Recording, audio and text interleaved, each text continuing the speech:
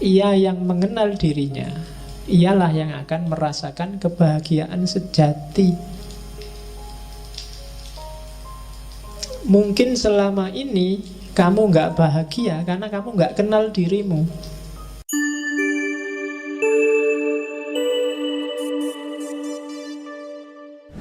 Assalamualaikum warahmatullahi wabarakatuh.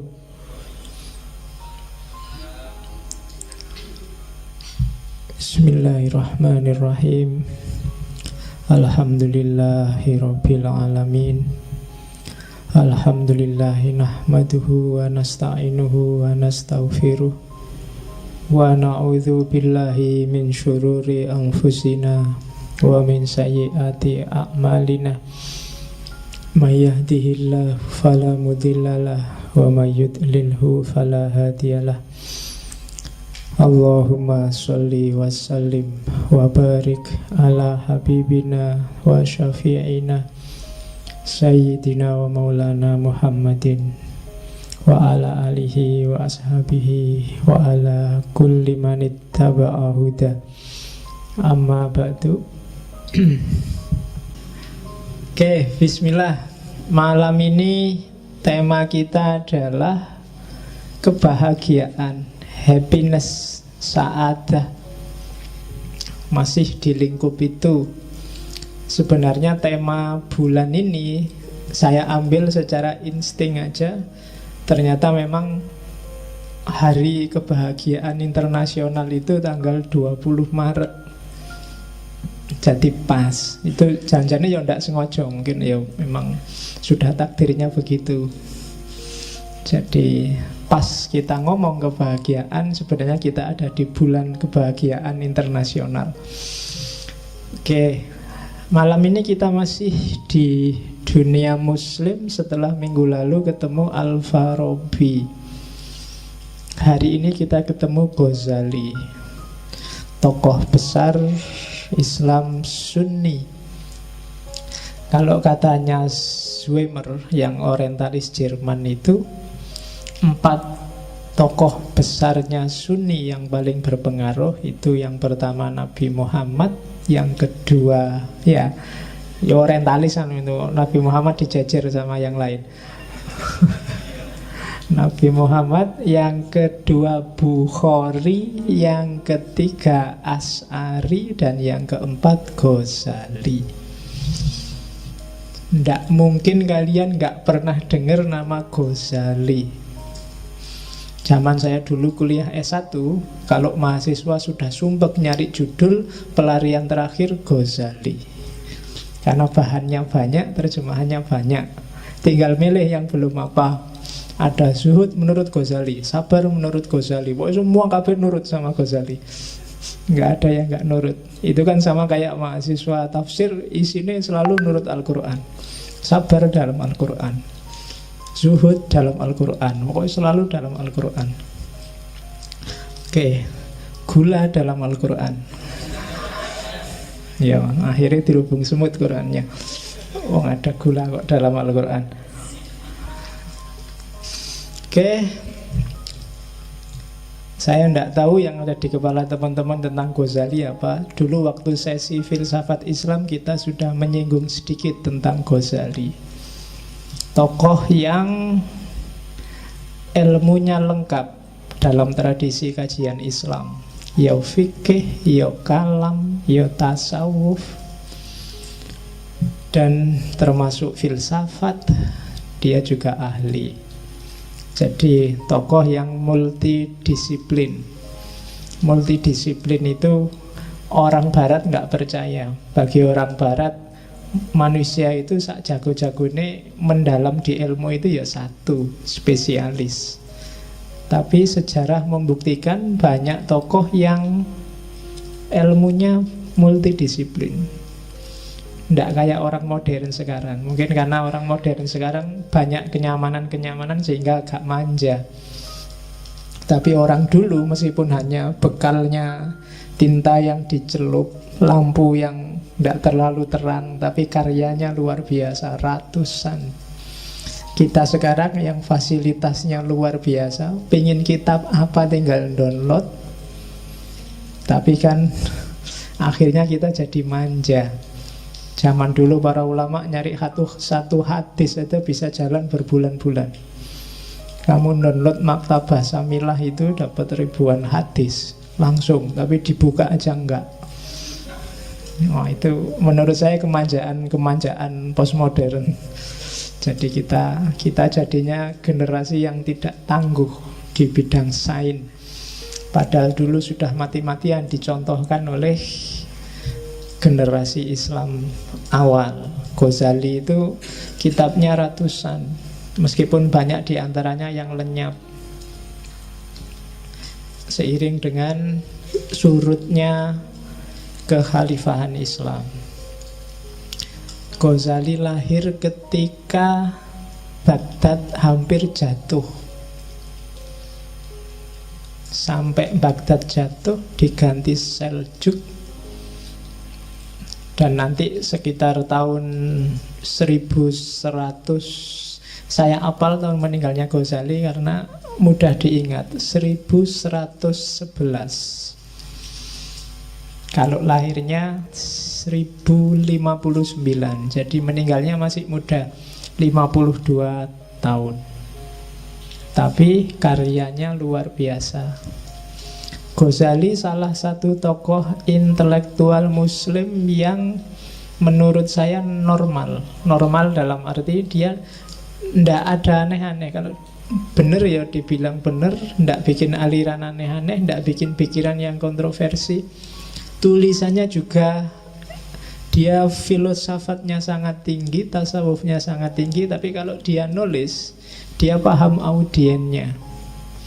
Jadi kitab-kitabnya Ghazali itu lumayan mudah dipahami.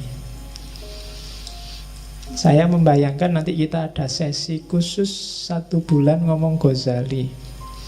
Kita ambil 4 kitabnya yang bau filsafat. Yang pertama jelas Tahafut. Yang kedua Tahafutul Falasifah. Yang kedua Al-Munqidh Minadh Dhalal. Yang ketiga Maqasidul Falasifah. Yang keempat mungkin bisa Qistosul Mustaqim, atau kita cari yang lain seandainya ada yang lebih berbau filosofis, tapi next time, pada saatnya, kalau moodnya ada ya. Karena mood itu kan nunggu ilham dari atas. Sudah saatnya kayak ada beberapa teman yang ngasih pertanyaan ke saya lewat Facebook, ada yang tak jawab, ada yang belum. Ya alasannya simpel, nunggu mood aja. Daripada tak jawab sedang tak mood, nanti nggak nyambung. Atau ada yang nanya apa, tak jawab apa. Karena kalau tak jawab sesuai dengan kebutuhanmu, nanti mungkin kamu nggak akan nyampe. Jadi ada trik-trik kayak gitu. Tapi monggo yang masih mau tanya, cuma sabarlah untuk nunggu jawaban. Terus yang perlu dicatat dari Ghazali, dia awalnya intelektual murni, menjelajah hampir semua keilmuan Islam, dan nanti berakhir dalam tradisi tasawuf. Termasuk kitab yang malam ini banyak kita singgung, Kimiaus Sa'adah, kimia kebahagiaan. Meskipun slide yang kita tampilkan hari ini ada 1-2 yang saya ambil tidak dari Kimiaus Sa'adah, tapi dari Mizanul Amal. Beberapa kitabnya Ghazali yang menyinggung kebahagiaan kan setahu saya Kimiaus Sa'adah, Mizanul Amal, Ihya Ulumuddin, sama Al-Munqidh Minadh Dhalal. Cuma yang dominan malam hari ini kita ambil dari Kimiaus Sa'adah. Ghazali memuncak karir intelektualnya ketika Nizamul Mulk jadi Perdana Menteri. Dan dia mulai susut dalam arti berbalik dari tradisi intelektual kerajaan menjadi tradisi tasawuf itu setelah Nizamul Mulk terbunuh. Itu kan era ontran-ontran. Bagi teman-teman yang suka sejarah, silahkan dibaca betapa kerasnya memang persaingan antara Sunni dan Syiah. Di antara akibat negatifnya itu, nanti kan ada Di kalangan Syiah Ismailiyah ada garis keras yang namanya Nizariyah. Di kalangan Nizariyah ini muncul satu sekte luar biasa yang isinya banyak pembunuh berdarah dingin kan, sekte khusus untuk yang dimanfaatkan untuk politik, tapi sebenarnya ini sekte bawah tanah, semacam mafia zaman itu, namanya Hassasiniyah. Ketuanya namanya Hasan bin Sabah. Dan jangan salah, istilah dalam bahasa Inggris assassin, pembunuh, itu dari situ sebenarnya. Nah, ya, kalau di game itu nanti diadaptasi jadi game namanya Assassin's Creed. Kalau di film mungkin kalian ada yang maniak game itu. Ya, di film kalian lihatlah Prince of Persia. Di situ ada. Ya, sekali-kali nonton film lah, kamu jangan ngaji kitab terus. Ya, jadi itu Hassasiniyah. Dan Hassasiniyah ini nanti yang sukses membunuh Nizamul Mulk. Ini kelompok teroris yang tidak kasar kayak ISIS. Jadi dia tidak nyasar orang-orang awam di pasar-pasar, di jalan-jalan kayak ISIS. Tapi dia kalau sudah target, yang ditarget pimpinan-pimpinan. Jadi zaman itu kalau dia sudah ngincer pimpinan, khalifah atau gubernur, itu biasanya dikasih, dia ada biasanya senjata andalannya pisau kecil itu. Jadi dia bisa menyusup kemana-mana dan gak ketahuan. Jadi biasanya kalau gubernur yang diincer itu tiba-tiba pagi-pagi di atas bantalnya sudah ada pisau itu. Itu alamat sampean sedang tak awasi, tidak akan selamat dari tanganku kalau tidak sesuai yang dia inginkan. Misalnya kalau tidak mengakhiri kerjasama dengan siapa, kalau tidak melakukan apa. Jadi pisau yang ditaruh di bantal itu menunjukkan bahwa lingkungan orang dalam sudah ada yang jadi anggotanya Hassasiniyah, atau ada penyusup ke situ. Jadi sudah nggak tenang hidupnya kecuali tuntutannya dipenuhi. Jadi, dan kalau memang nggak dipenuhi ya akhirnya tewas kayak Nizamul Mulk. Yang sempat diancam kayak gitu Salahuddin Al-Ayyubi, meskipun dia selamat. Jadi Salahuddin Al-Ayyubi itu ceritanya waktu dia tidur, tiba-tiba di atas perutnya sudah ada pisaunya kelompok Hassasiniyah. Meskipun kemudian dia menyerbu bentengnya Hassasiniyah yang namanya Benteng Alamut. Orang barat kenal Hassasiniyah itu dari ceritanya Marco Polo. Marco Polo yang sempat kabarnya diajak ke sana.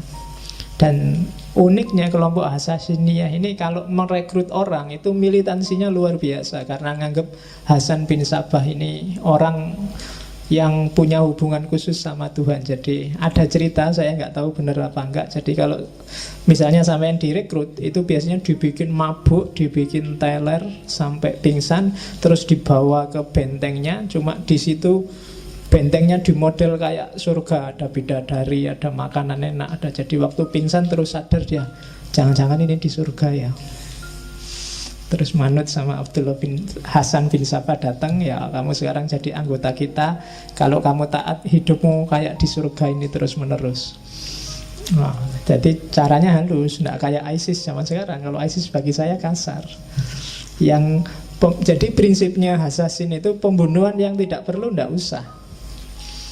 Jadi yang memang harus dibunuh, dibunuh. Kalau enggak, ya enggak. Jadi daripada bunuh orang banyak, kalau enggak suka sama Obama misalnya, ya langsung aja ditarget Obama. Obama tewas kan selesai. Enggak suka sama Jokowi, ya Jokowi aja.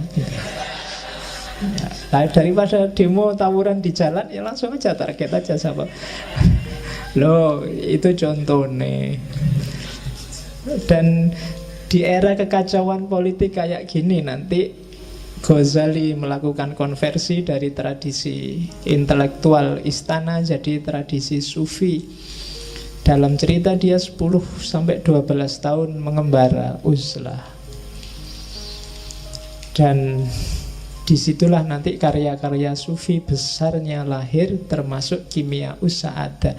Kimia Usaada ini termasuk karya-karya paling akhir setelah Ihya Ulumuddin. Jadi semacam klimaksnya. Dan ada cerita Kenapa dia konversi dari tradisi intelektual ke tradisi sufi? Karena dia tertarik oleh ilmunya adiknya. Adiknya ini sufi lebih dulu, Ahmad Al-Ghazali. Kalau Ghazali kan namanya Muhammad. Abu Hamid Muhammad bin Muhammad bin Muhammad, 3 kali Muhammadnya, baru Al-Ghazali At-Tusi As-Syafi'i Al-As'ari. Jadi namanya Muhammad, kakeknya namanya Muhammad, kemudian buyutnya juga namanya Muhammad, canggahnya namanya Muhammad. Jadi anaknya namanya Hamid. At-Tusi karena lahir di Tus, fikihnya Syafi'i, kalamnya As'ari. Jadi namanya banyak. Kalian juga boleh gitu, bikin nama yang panjang gitu. Oke. Ya. Meninggal tahun 1511. Dan ya karena dia sufi, jadi sudah mengerti, kalau bahasa sufinya ngerti alamul ghaib wasyahadah. Kabarnya sebelum meninggal dia ngerti kalau mau meninggal. Jadi satu pagi di satu subuh, setelah sholat subuh, terus tanya ke adiknya, ini hari apa? Hari Senin. Terus dia ngerti, tolong aku ambilkan kain kafan. Diambilkan kain kafan, terus kain kafannya dicium, terus duduk selonjor, kakinya diselonjorkan sambil semacam orang nunggu waktu. Jadi yang intinya, aku siap dipanggil hari ini, selamat datang malaikat maut, kutunggu kedatanganmu. Ya, dari sambil selonjor pagi-pagi dia ngerti itu. Terus konon ada yang tanya, Syekh, mbok saya dikasih wasiat terakhir. Kalimatnya hanya satu, kamu harus ikhlas. Yang lain, kamu harus ikhlas. Bolak-balik ngomong kamu harus ikhlas, terus meninggal dengan kain kafan yang sudah siap, apa-apanya siap. Jadi tinggal langsung berangkat. Nanti setelah dia meninggal, di bawah bantalnya itu ada surat yang terkenal sekali, berisi syair panjang. Ya antara lain intinya dia ngomong bahwa setelah ini aku pergi, tidak usah ditangisi, karena yang kamu lihat sekarang itu hanya seonggok daging. Jadi aku tidak kemana-mana, aku hanya ganti baju. Jadi rohku bersatu dengan hakikatnya. Dan jiwaku bukan yang kamu lihat itu. Ghazali bukan yang kamu lihat itu. Yang kamu lihat itu hanya bajunya kemarin. Nah itu nanti kamu lihat syair terakhirnya Ghazali, terkenal sekali. Oke. Karena Ghazali ngomongnya sering pakai bahasa yang mudah dipahami, kadang-kadang para pengkaji, para intelektual itu menganggap kurang tinggi analisisnya. Tapi menurut saya justru disitulah letak jeniusnya Ghazali. Filosof itu kadang-kadang kelemahannya sebenarnya pikirannya biasa-biasa, cuma cara ngomongnya bulat.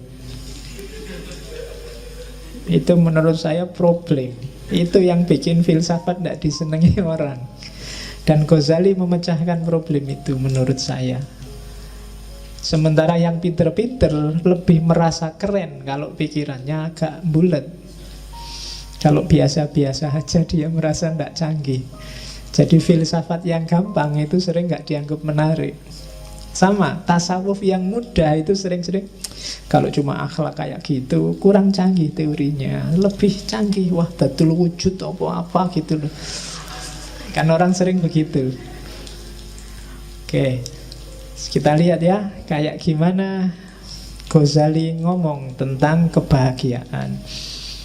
Sebenarnya nanti hampir semua tokoh teorinya mirip-mirip, termasuk kemarin Plato, kemudian Farabi, dan hari ini Ghazali.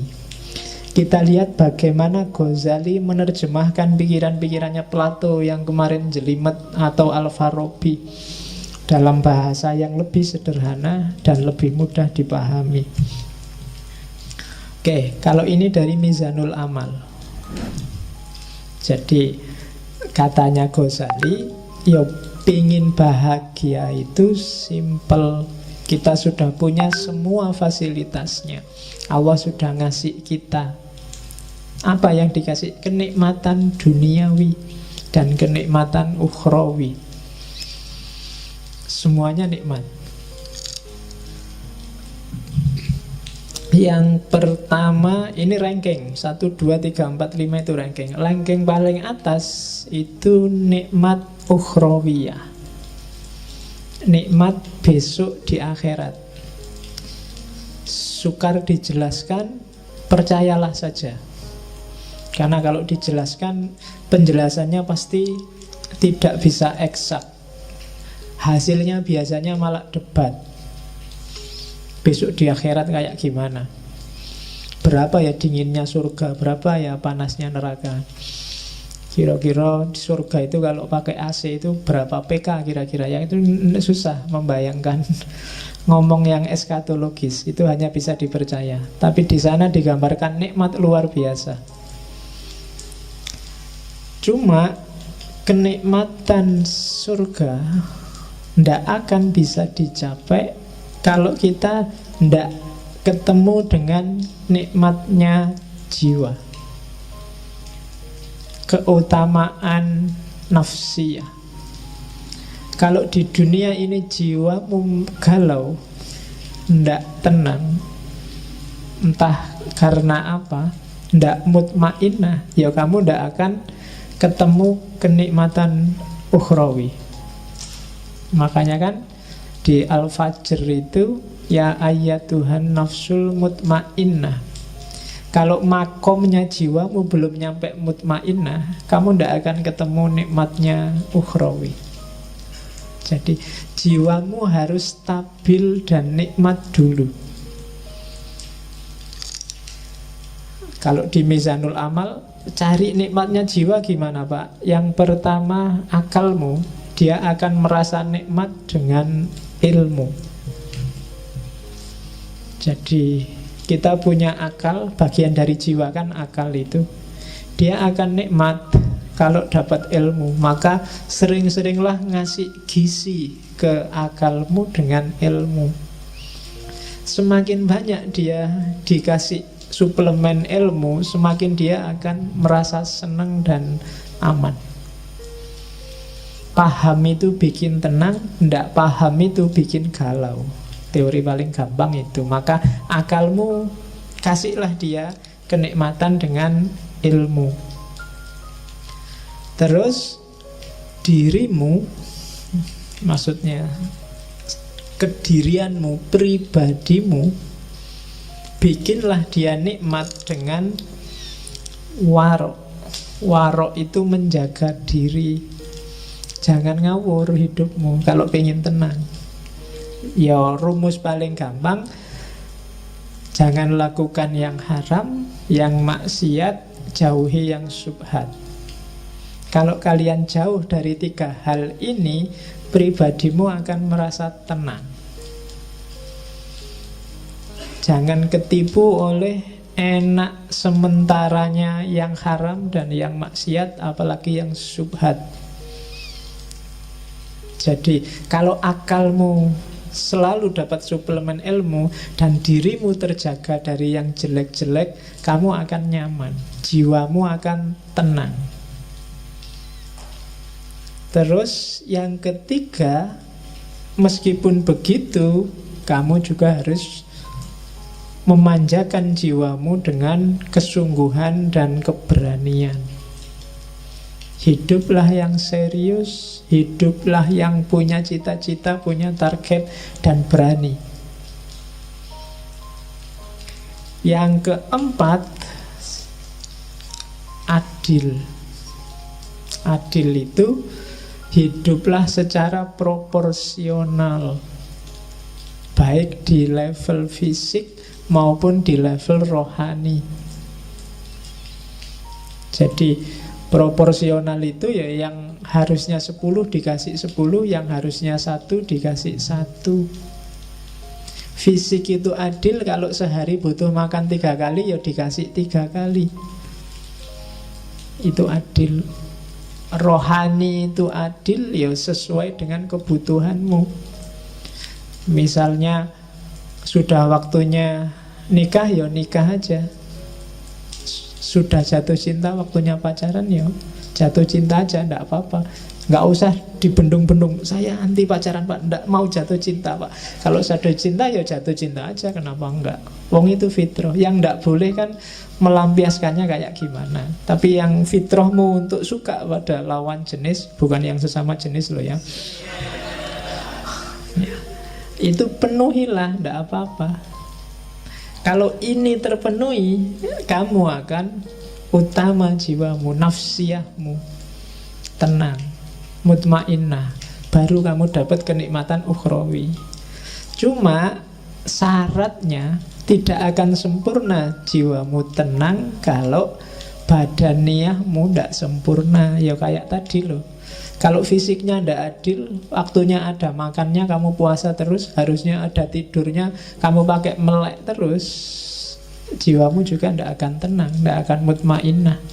Harusnya kamu kawin malah bisa 4 kok malah tidak kawin-kawin, itu tidak mutmainnah. Harus dibikin tenang. Karena nafsu itu kalau tidak kamu tenangkan, lama-lama dia akan meledak. Karena dia nuntut terus disuruh bungkem, nuntut terus disuruh bungkem. Pada saatnya dia akan menyusahkanmu. Sama kan kadang-kadang santri itu waktu di pondok tidak boleh lihat TV, tidak boleh baca koran, tidak boleh bawa HP, tidak boleh itu. Begitu keluar dari pondok kuliah, dia yang pertama nyari pacar. Karena kemarin nggak boleh apa-apa, sekarang kumat. Ya, jadi ndak, badaniyahnya beres dulu. Kalau badaniyahnya nggak beres, jiwamu ndak akan beres. Kaya dulu, punya istri dulu, pinter dulu, fasilitas dulu, baru jiwanya bisa tenang. Jadi badaniyah. Kalau rumusannya Ghazali, paling gampang untuk ngecek apakah badaniyahmu sudah nikmat, sudah bahagia, yaitu yang pertama sehat, yang kedua kuat. Sehat itu kan berarti fit. Apa ada sehat yang tidak kuat? Ya banyak. Saya sehat Pak, cuma tidak terlalu kuat. Olahraga biar kuat, ya kan? Tidak cukup sehat tapi juga harus kuat. Yang ketiga elok. Elok itu cakep. Jangan khawatir, setiap orang cakep sesuai perspektifnya masing-masing. Tidak apa-apa. Ya, kamu semua orang cakep, jangan khawatir. Bahagialah. Kalau enggak, kamu enggak akan bahagia jiwamu. Kalau kamu tiap hari aku kok jelek itu, enggak akan bahagia hidupmu. Wis anggap aja cakep wis, tau, cok khawatir. Payu. Ayo. Itu kan kamu mikir, jangan-jangan ada yang gelisah Pak, apa ada yang mau besok sama saya Pak? Pasti ada. Asal standarmu jangan tinggi-tinggi. Ya. Jadi sehat, kuat, cakep, dan yang terakhir yakinlah bahwa kamu panjang umur. Tenang mesti kamu. Sehat. Ketika kamu sehat kan kamu ceria sayang. Kuat juga gandengannya sehat. Mau apa-apa sanggup, itu kan kuat.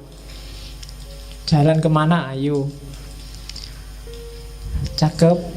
Jadi kamu merasa pokoknya tidak ada celahnya diriku ini, Allah ngasih aku lengkap, alhamdulillah. Dan panjang umur.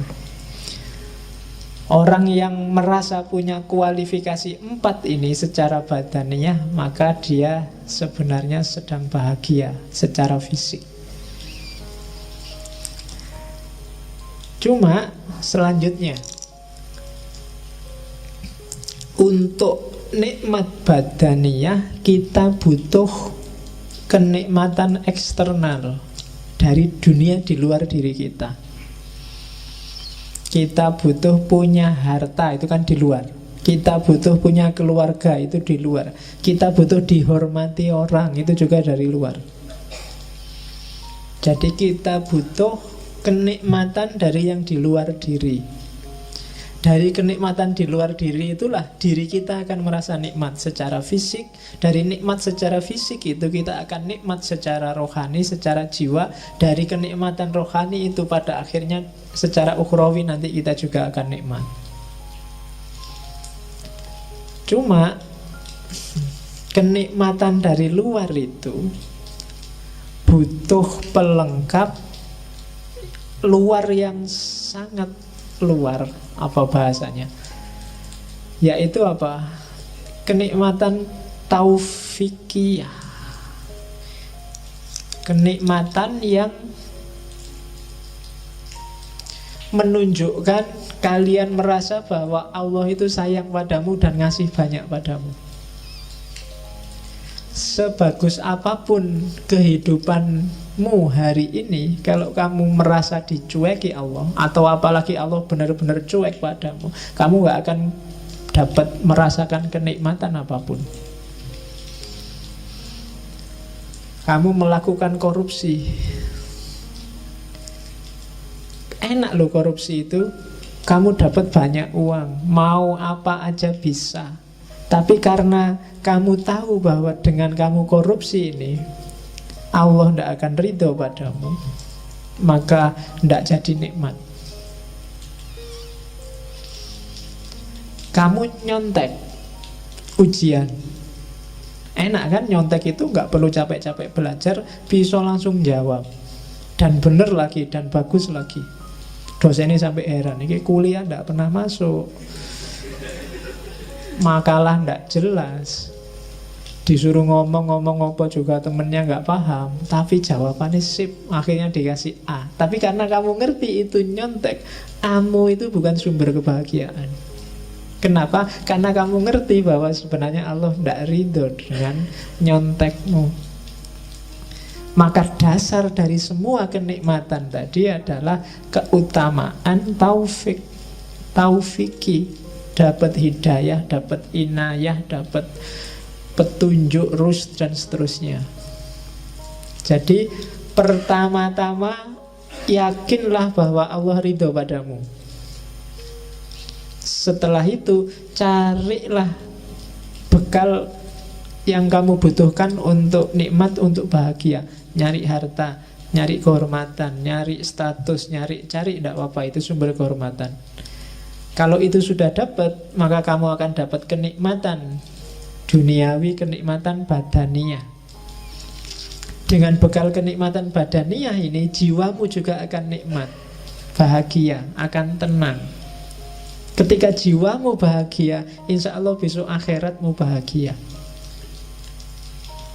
Bandingkan dengan orang yang sejak awal sudah tidak dapat ridhonya Allah, maka kenikmatan eksternal tadi akan jadi sumber bencana. Kenikmatan badaniyahnya akan disetir oleh nafsunya, maka jiwanya nggak akan jadi tenang, dan di akhirat juga otomatis kacau. Jadi rumus pertama bahagia adalah pastikan bahwa menurutmu yang kamu lakukan itu diridhoi oleh Allah. Oke, setelah itu baru mikir nyari uang di mana, nyari kerja di mana, nyari istri di mana.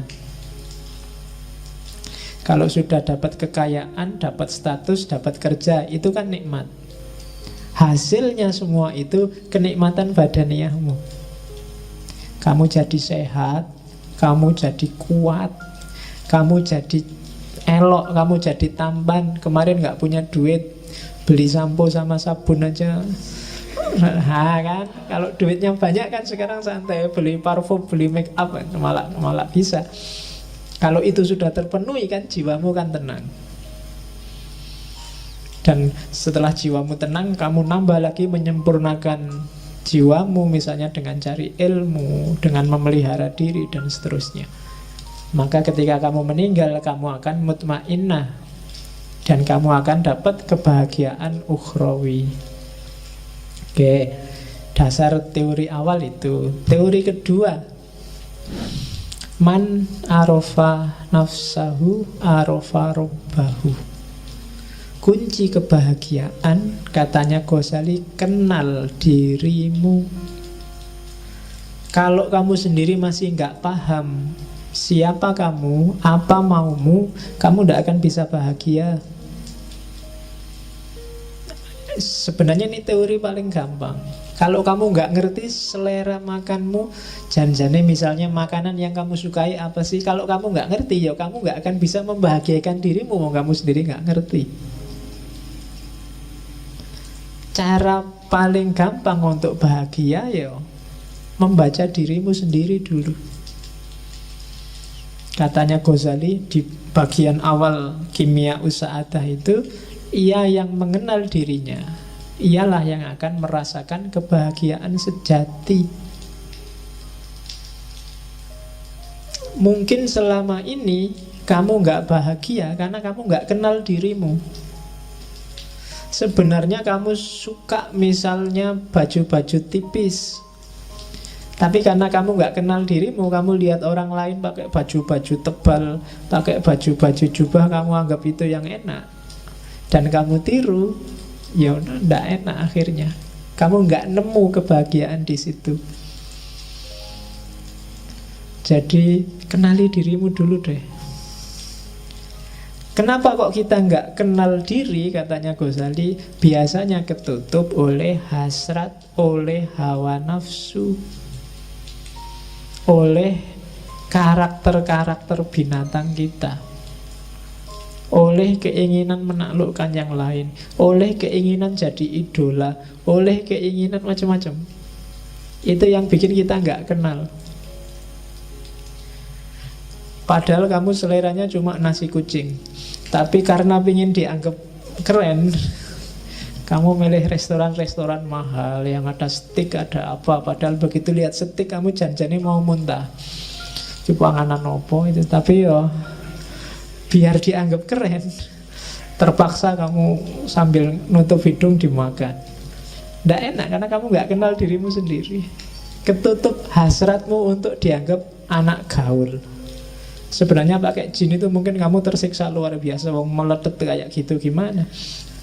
Tapi kalau nggak pakai jin nggak keren, Pak. Padahal kan yang paling keren itu kan menurut saya kan pakai sarung paling enak. Longgar, ISIS kan. Loh iya kan? Makainya juga simple, kapanpun dibutuhkan bisa dibuka. Bayangkan kamu pakai jin, ke kamar mandi sudah tak sumpek, coba pakai sarung tinggal diangkat, wes selesai. Nah iya kan? Loh, itu kecenderungan jiwamu, tidak bisa dibohongi. Jadi kenali dirimu. Oke. Terus dan jangan salah, katanya Ghazali, mengenal diri itu manfaatnya dua. Begitu kamu jernih membaca dirimu, semakin ke dalam, semakin ke hakikat sebenarnya siapa itu manusia, justru di paling dasar kamu akan ketemu gambarnya Tuhan. Ya kan? Karena Allah memang yang membedakan manusia dengan yang bukan manusia kan, wa nafakha fihi min ruhi. Dalam diri kita ditiupkan ruh dari Allah, dan itu citranya, gambarnya ruh dalam diri kita itu gambarnya Allah. Jadi begitu kamu kenal dirimu yang sejati, hakikatnya kamu kenal Allah. Jangan dibayangkan, kalau mau lakukan, bersihkan dirimu sebersih-bersihnya, singkirkan dari debu-debunya. Ghazali kan yang terkenal bikin analogi cermin itu kan. Semakin nafsu menguasaimu, semakin gelap cerminmu. Kayak kamu maksiat sekali, ada titik hitam satu. Semakin banyak maksiat, titik hitamnya semakin banyak. Sehingga kamu tidak bisa sudah lihat ke dalam dirimu. Akhirnya kamu tertipu oleh titik-titik hitam itu. Kamu anggap yang penting yang titik-titik hitam itu. Padahal kalau kamu bisa bersihkan itu, kamu sisihkan itu semua, kamu akan melihat bahwa sebenarnya itulah hakikat dirimu dan sekaligus itulah Tuhanmu. Oke, jadi kunci bahagia pertama, kenali dirimu. Saya tidak tahu pernah nggak teman-teman sekali-sekali mikir tentang dirimu sendiri. Mungkin paling tidak kayak tadi, nanti kalau ada waktu ya bikin semacam muhasabah, semacam tafakur. Tipe orang kayak gimana sih kamu itu? Yang kamu sukai apa, yang tidak disukai apa? Cita-citamu apa saja? Keinginanmu apa saja? Terus kamu cek, ini keinginan ini sifatnya kayak gimana sih? Positif apa negatif? Kalau negatif, kenapa kok negatif? Sumbernya dari mana? Dan akhirnya mau jadi apa? Wah, itu muhasabah namanya. Jadi yang pertama, kenali dirimu deh. Siapa kamu? Ya kalau orang perang itu kan harus ngerti posisinya. Kalau kamu nggak ngerti posisinya, gawat. Ya kan? Di rumah aja kan kamu harus ngerti posisi. Kamu itu anak, opo bapak, opo ibu, opo adik, apa kan harus jelas. Kalau kamu di rumahmu anak tapi merasa kayak bapak, kan gawat. Ya, nanti malam-malam masuk kamar ibu, lo posisimu anak bukan bapak. Lah ya kan? Harus jelas. Nah, itu maka kamu dalam hidup ya gitu harus muhasabah. Jangan-jangan kamu itu teman, apa sahabat, apa pacar, apa musuh kan juga harus jelas. Biar menyikapinya juga enak. Maka know yourself. Ini kan pesannya Socrates yang paling awal kan, kenali dirimu.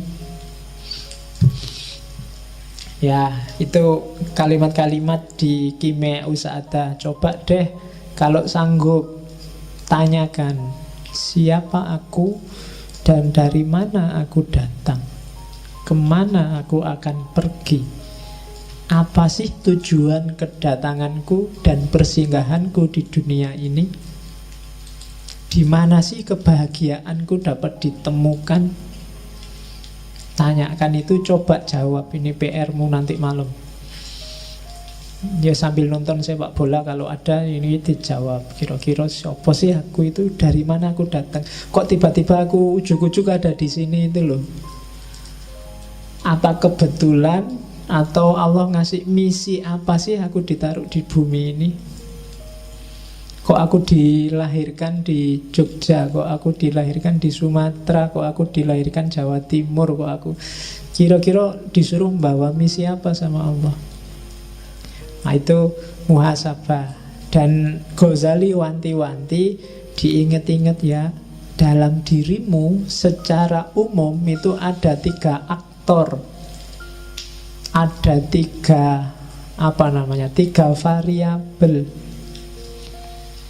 yang harus hati-hati kamu gunakannya.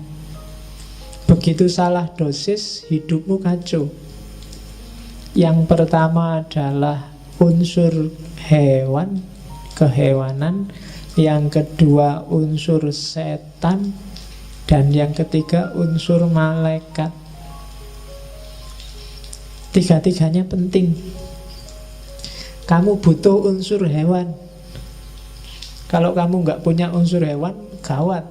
Kamu nggak punya ambisi, nggak punya cita-cita, kamu akan jadi orang yang pasif, nggak kreatif. Mungkin kamu bisa nggak punya anak kalau nggak punya unsur kehewanan.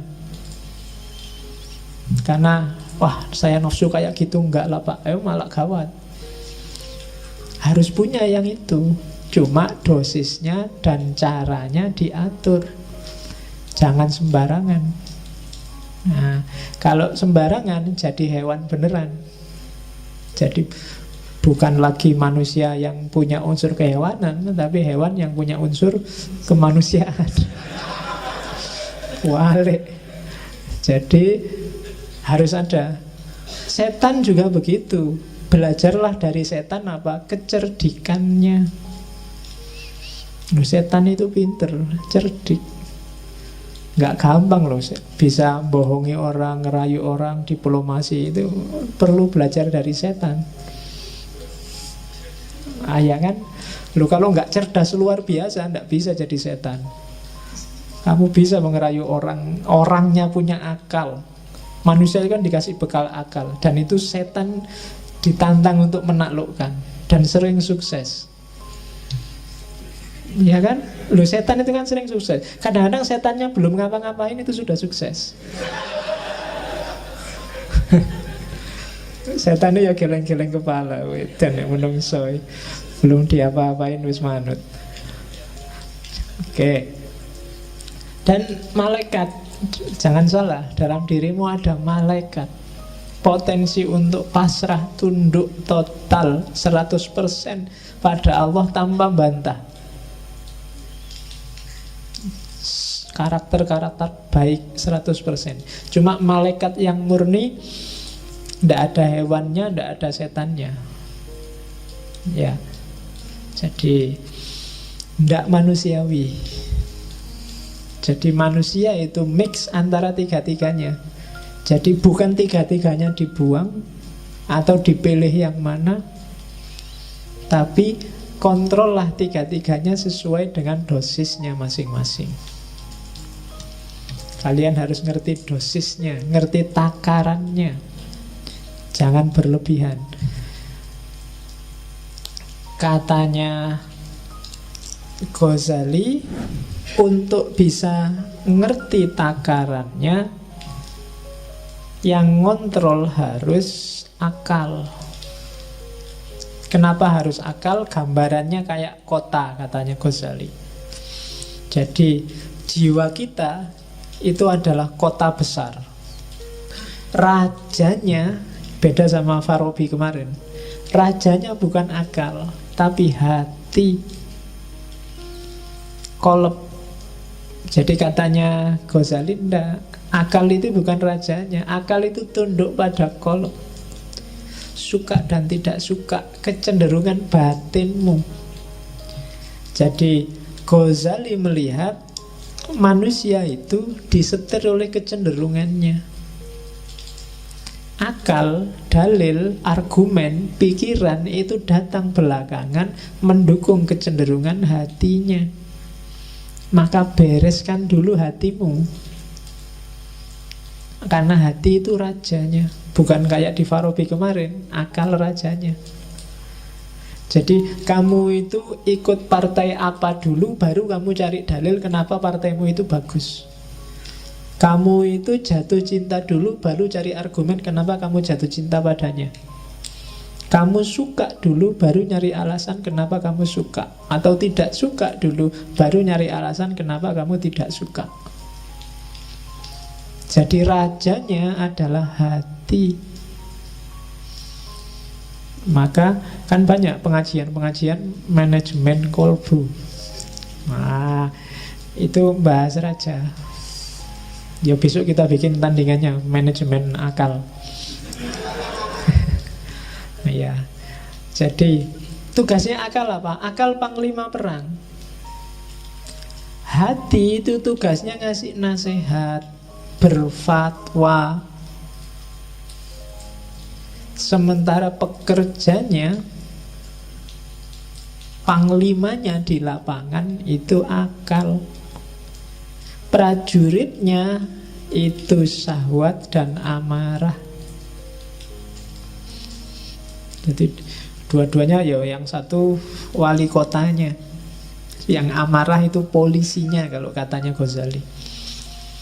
Jadi dalam diri kita itu isinya polisi yang marah-marah, kemudian wali kota yang penuh ambisi, dan panglima yang punya kekuatan ngatur, serta raja yang mengendalikan. Begitu rajanya nggak beres, maka panglimanya juga disuruh ngatur untuk ke arah yang tidak beres. Syahwat akan jadi penguatnya, karena dari situ muncul ambisi hasrat. Kemudian kekuatan amarah jadi pendorongnya. Jadi hati-hati, makanya hati harus lembut, baru yang lain ikut lembut. Kalau hati kasar, akalmu juga akan mengarah pada kasar, syahwatmu juga dikontrol oleh kekasaran, dan amarahmu akan semakin menyala. Jadi maka katanya Ghazali, amankan kota jiwamu. Pertama-tama bereskan hatimu, kemudian perintahkan panglima untuk mengendalikan wali kota dan polisi. Kalau enggak, ya alamat kotamu kacau balau. Jangan sampai nanti nafsunya memberontak mengalahkan hati dan akhirnya nafsunya yang jadi raja. Juga jangan sampai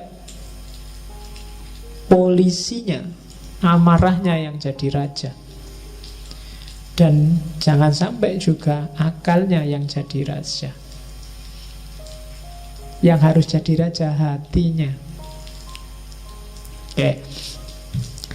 Terus karena itu katanya Ghazali, itu kalimat tak copy paste, hati-hatilah kalau kebahagiaanmu hanya karena urusan makan, minum, dan semua kebutuhan biologis, maka kamu termasuk kelompok bahaim. Kalau kebahagiaanmu terletak pada menang kalah, siapa ranking 1, siapa ranking di bawahnya, siapa yang statusnya tinggi, siapa yang statusnya rendah, maka kita adalah binatang, tapi binatang yang sabuiyah, binatang liar. Kalau tadi bahaim itu binatang ternak, peliharaan. Kalau hidup kita yang bikin kita bahagia adalah tipu daya, muslihat, mencurangi orang lain, maka kebahagiaan kita adalah kebahagiaan jenis kebahagiaannya setan. Dan kalau yang bikin kita bahagia hanya urusan kita menyembah pada Allah, ibadah, tidak membangkang sama sekali, maka kita ada di level malaikat. Bagus tapi tidak manusiawi.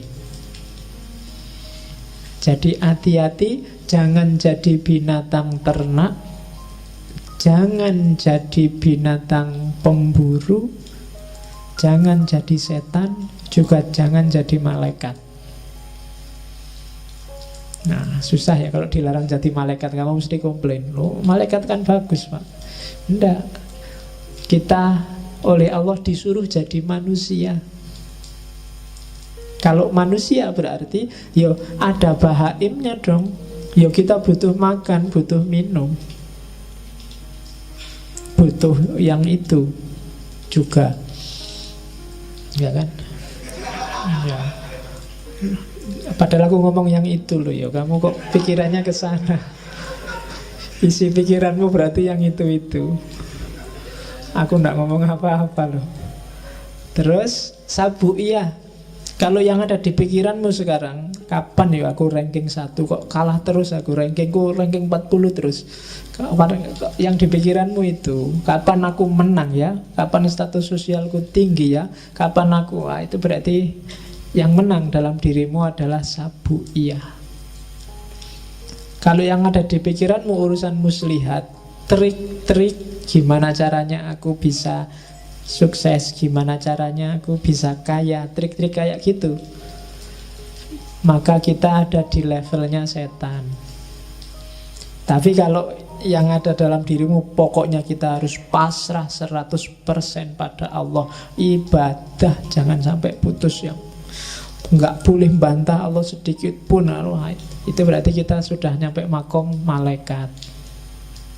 Dunia sudah tak tinggal, pokoknya aku hanya Allah saja. Ya enggak apa-apa, itu berarti makomnya malaikat. Cuma kalau malaikat tidak ada bahaimnya, kamu puasa terus, kamu sholat terus, tanpa makan, tanpa ngopeni hidup dunia juga tidak manusiawi. Tidak ada sabuiyahnya, kamu nggak punya hasrat, nggak punya ambisi, nggak punya cita-cita, kamu juga tidak manusiawi, tidak akan bisa menjalankan perintahnya Allah untuk jadi khalifah di muka bumi. Kalau kamu ndak kayak setan, ndak cerdas, ndak kreatif, ya kan? Licik itu bagus untuk hal yang baik. Setan itu kan untuk hal yang jelek. Licik itu kan berarti mikir, nyari celah yang orang lain nggak melihat. Oh, itu untuk hal-hal yang bagus. Kamu namanya kreatif, gitu loh. Ya kayak Hasan bin Sabah tadi kan hasasin kan, dia nggak bunuh kan, itu kan pinter bahasa, karena jahat maka namanya licik. Tinggal naruh pisau di bantalnya musuhnya, sudah selesai. Nggak perlu harus ngebom lah, nggak perlu bom bunuh diri lah, nggak perlu capek-capek. Naruh aja di, kalau ada mobil Jokowi lewat, kamu taruh pisau di kursinya Jokowi, itu selesai. Kalau kamu nggak ditangkap ajudannya loh. Jadi coba hati-hati, dikontrol lagi apa yang bikin kamu bahagia. Kalau yang bikin kamu bahagia luar biasa adalah ketika kamu ranking 1 dan semua temenmu kalah, maka ada sabuiyah yang dominan dalam dirimu. Kalau yang bikin kamu seneng pokoknya punya uang banyak, terus saya bisa makan enak, terus bisa kawin, bisa itu, berarti yang dominan dalam dirimu adalah bahaim.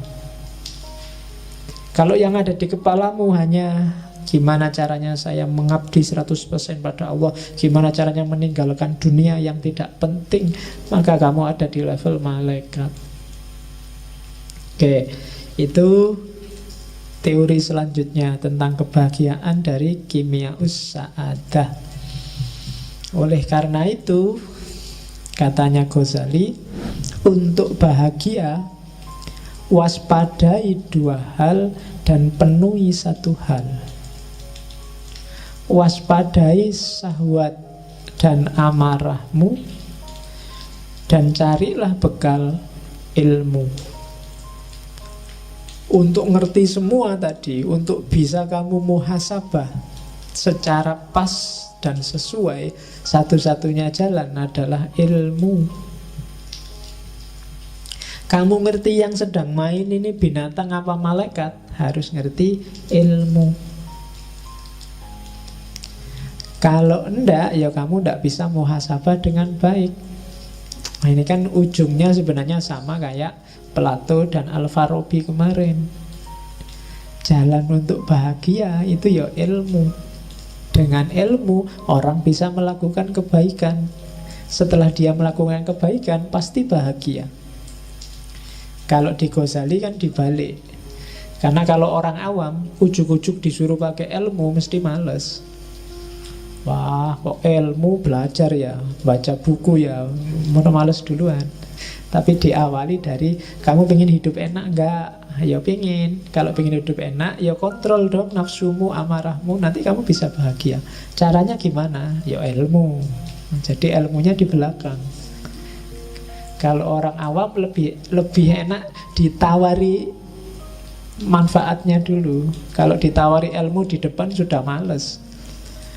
Belajarlah biar kamu pinter. Males wis tahu mesti. Wis kan dhisik ya ngono. Cuma kalau dibalik, wah, pinter lah. Kalau pinter kamu dapat manfaat gini. Caranya gimana? Ya belajar. Itu kan lebih ringan kalau bagi orang awam. Tapi kalau belum kamu dikasih sholat lah, tahajud, wah males ngantuk. Tapi kalau diawali dari, kalau kamu pingin dapat rezeki lancar, istri cantik, apa, sholatlah tahajud. Wah, itu kalau ngerti embel-embelnya di depan, mesti agak semangat di belakang. Nah, ini logika awam, dan Ghazali paham betul ini. Cara dia memainkan cara berpikirnya orang awam. Oke, jadi jalan kebahagiaan yang sejati katanya Ghazali, ya, kuasai amarah dan syahwat, jalannya pakai kekuasaan ilmu. Dan puncaknya ilmu itu ma'rifatullah, kenal Allah. Kalau sudah ilmunya sudah nyampe ma'rifatullah, semua pasti akan tertib. Kamu akan menemukan kebahagiaan sejati. Ma'rifatullah itu dicapai tidak semata-mata dengan baca buku atau belajar teorinya. Beda sama ilmu yang lain. Tapi ma'rifatullah itu ketemunya harus dengan laku. Tidak bisa kamu ngerti teori jujur, tapi kamu harus benar-benar jujur.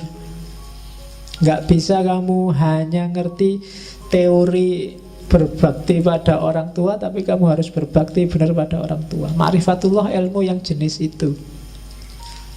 Jadi akan kamu peroleh sendiri kalau kamu dekat sama Allah. Jadi, dan untuk dekat sama Allah harus ada laku tertentu. Dan kalau orang yang sudah makrifat itu biasanya otomatis urusan yang lain semuanya beres. Sebelum semua urusan beres, orang tidak akan nyampe makrifat. Nah, itu jalan kebahagiaan. Jadi kuasai amarah, kuasai syahwat lewat ilmu. Harusnya semakin pinter orang, semakin berkualitas hidupnya, dan semakin dia merasa bahagia. Kalau kamu merasa semakin pinter, wawasanmu semakin banyak, kok hidupmu semakin sumpek, ada yang salah dengan prosedurmu cari ilmu. Silahkan kamu muhasabah sendiri. Pak, saya ngaji filsafat mulai tahun lalu itu perasaan nggak berkembang apa-apa itu, Pak. Ya coba dicek lagi deh, jangan-jangan ada yang salah. Jangan-jangan yang kamu incar dari ngaji ini bukan ilmunya, kopinya mungkin. Iya.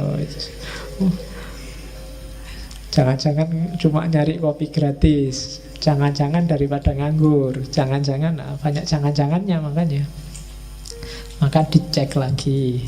Terus ini saya ambil yang bahasa Inggris terjemahannya. Cara untuk menguasai amarah dan nafsu tadi. Kalimatnya Ghazali bagus.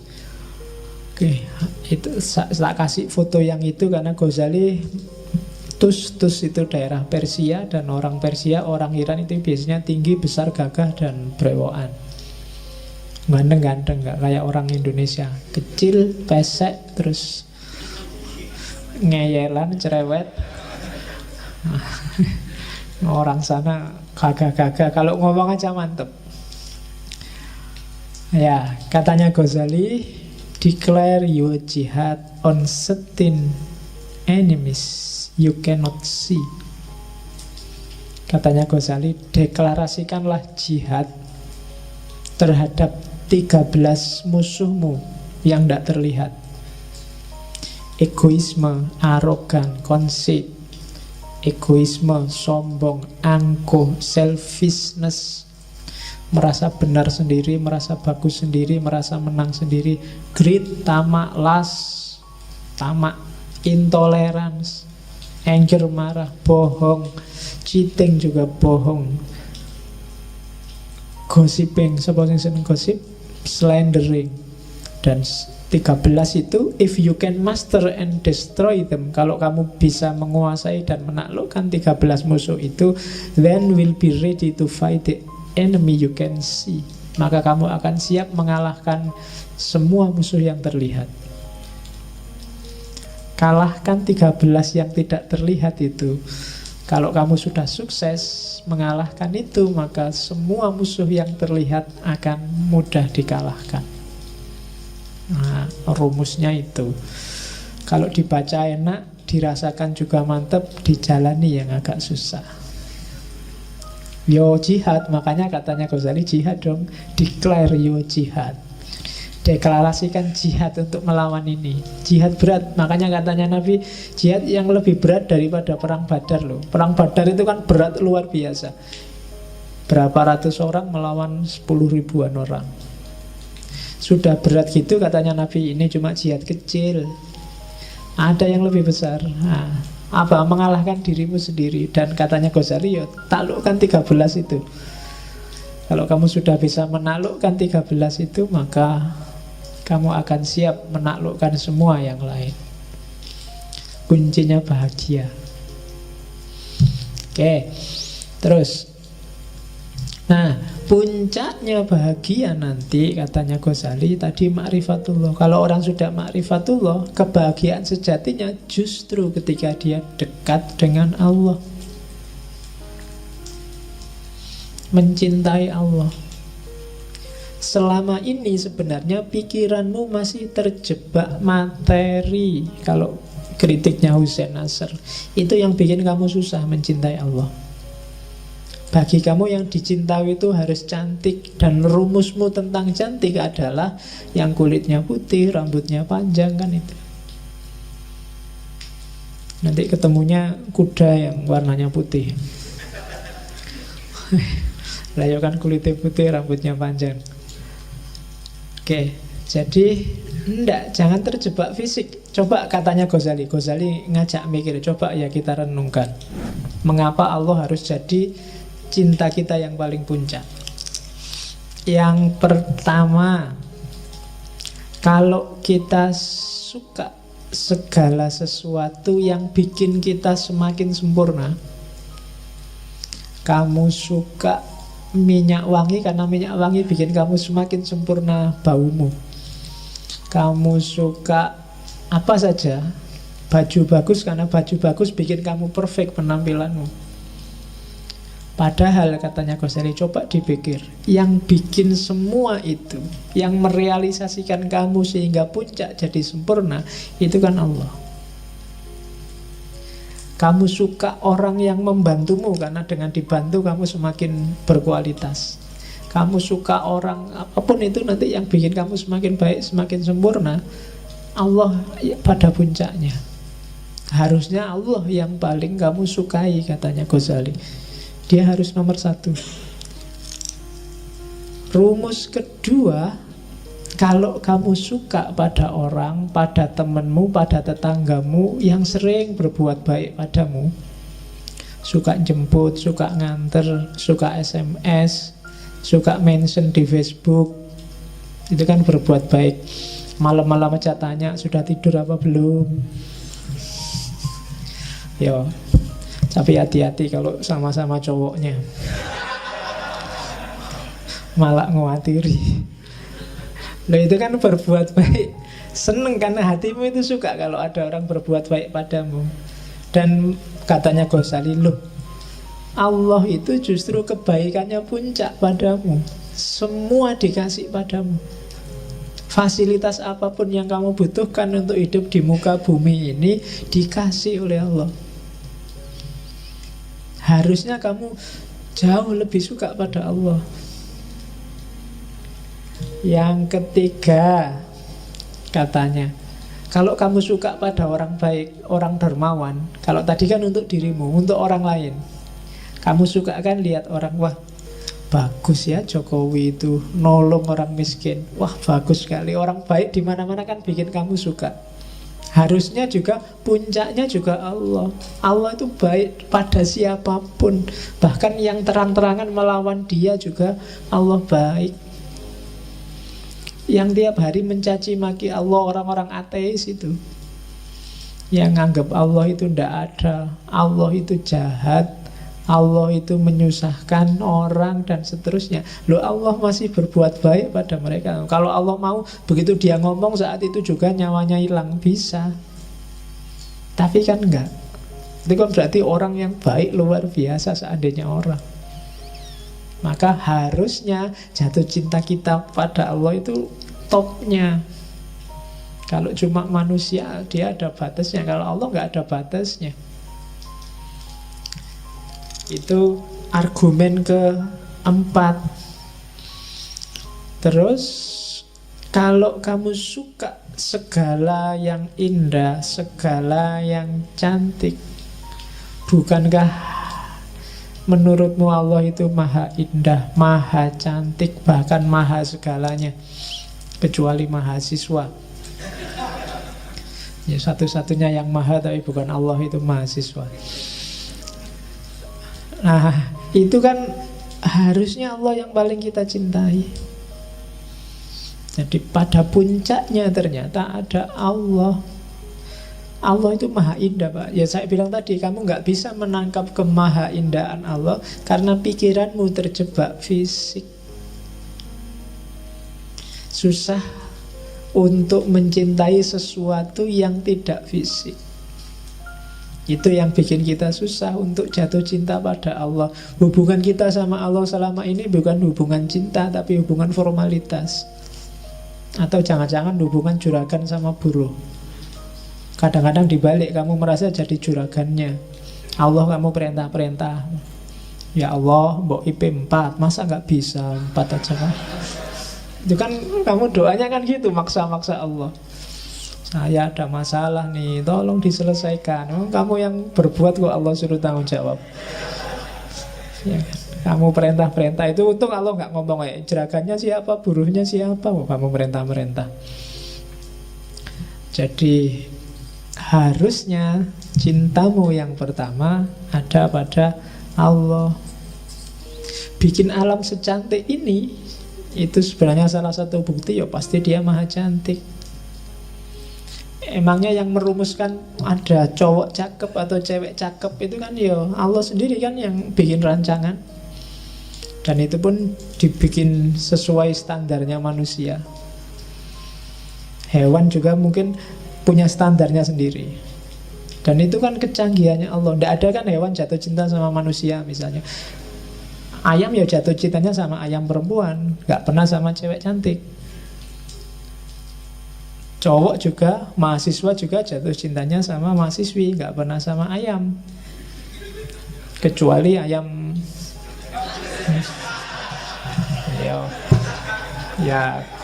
ya kalau yang itu teorimu lebih canggih.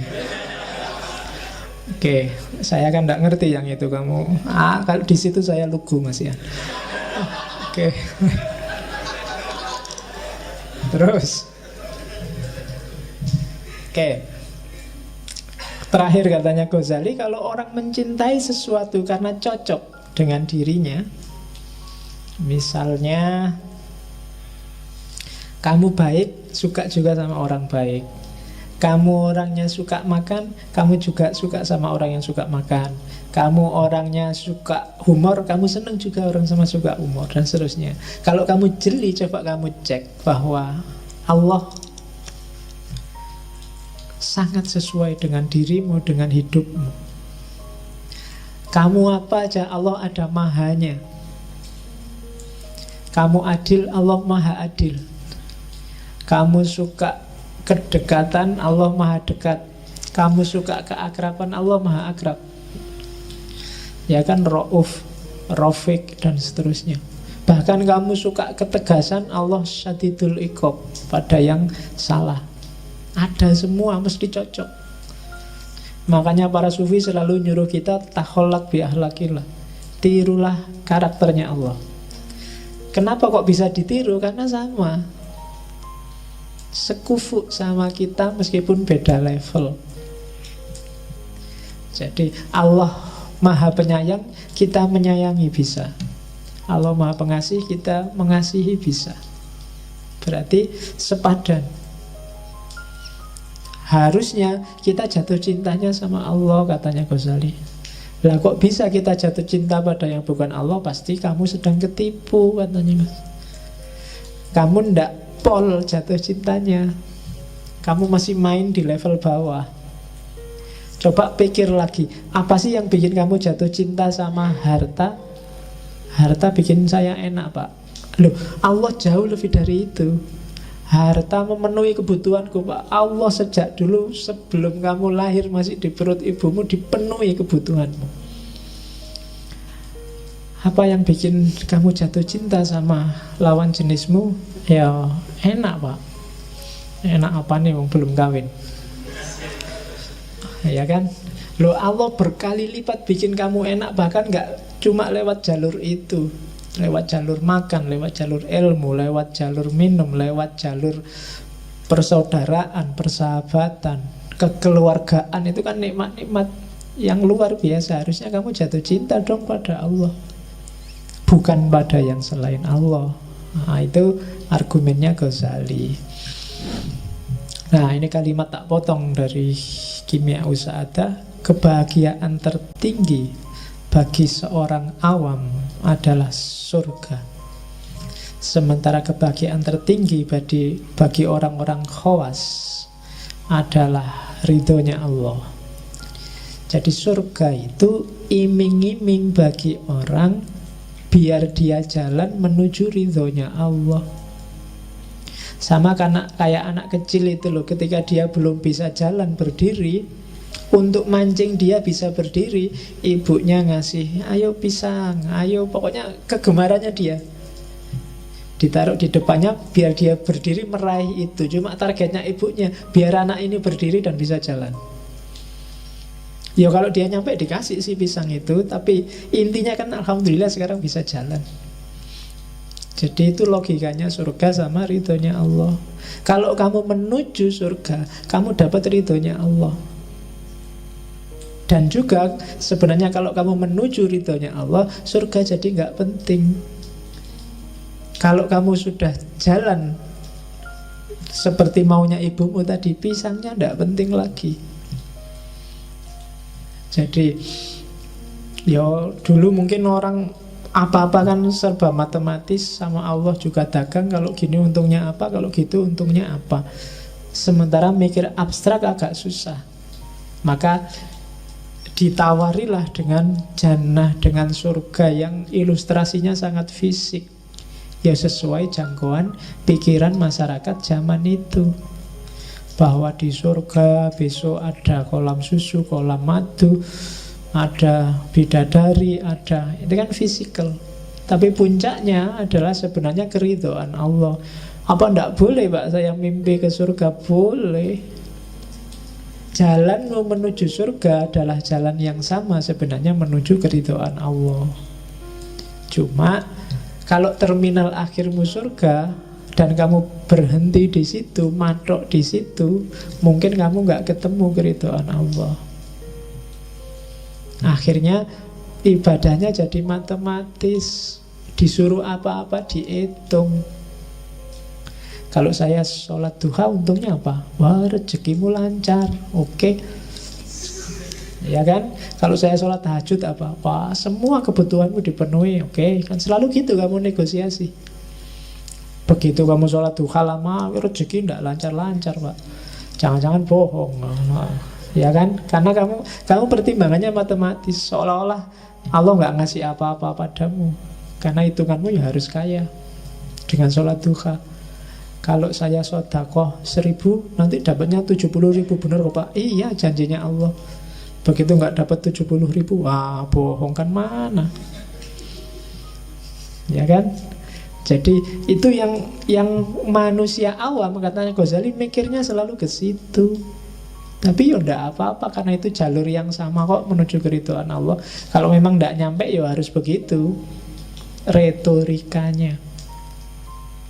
Cuma semua inna lillahi wa inna ilaihi, bukan wa ilal jannah. Semua dari Allah dan akan kembali ke Allah.